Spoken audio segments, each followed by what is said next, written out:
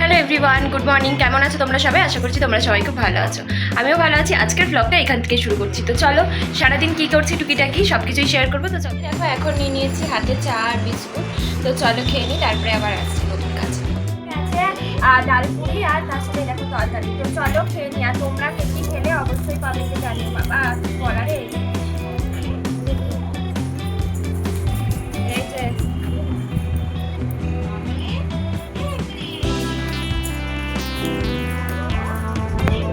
আজকে দুপুরের খাবার আছে বিরিয়ানি, আর এখানে আছে মাটন চাপ পিসটা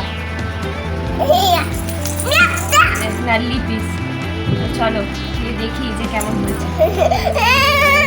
আর এখান থেকে একটু মাংস দেবো।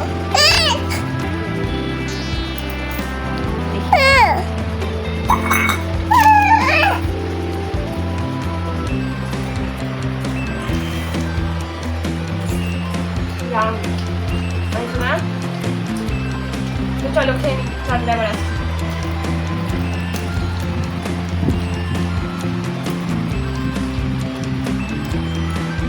আমি রেডি হয়ে নিয়েছি, এখন যাচ্ছি আমরা একটু ঘুরতে। তো চলো যতটুকু পারবো শেয়ার করব।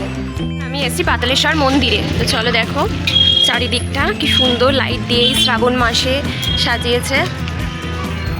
আর এই যে এখানে দাঁড়িয়ে আছে রাহুল আর ঋষি।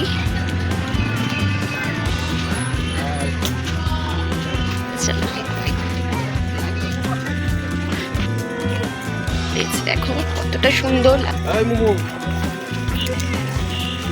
ওই যে বাচ্চাটাকে, হ্যাঁ এই যে দেখো চলে এসেছি বাবার মন্দিরে।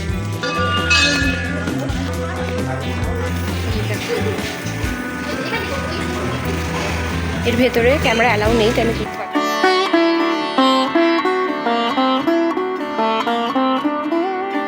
দেখতেই পাচ্ছ বাড়িতে এসেছি, ড্রেসও চেঞ্জ করে নিয়েছি।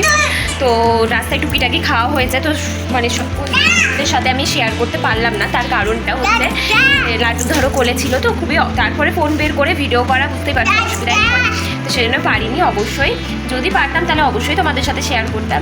খুবই অসুবিধা হয় করতেনি। কিন্তু কালীবাড়িতে যেই গেছিলাম সেটা কেমন লেগেছে, বাবার কাছে গেছিলাম কালীবাড়ি গেছিলাম, সেটা কেমন লেগেছে তোমরা কিন্তু অবশ্যই কমেন্ট করে বলো। আর এই কালীবাড়িটা আমার কাছে ভীষণ স্পেশাল।